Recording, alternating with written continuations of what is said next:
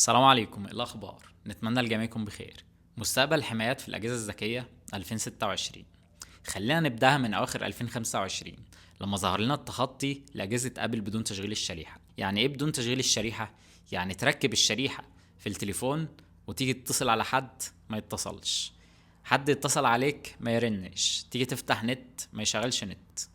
خلينا نرجع قبلها بسنة ونص لما التخطي كان شغال مع تشغيل الشريحة. أقل جهاز كان بيعدي $100. الموضوع كان صحيح سلس وشغال وقعد شهرين ثلاثة شغال والأمور كانت ماشية طبيعي، ولكن فجأة وقف لما طبعا بعض المطورين بلغوا عن الثغرة لأبل.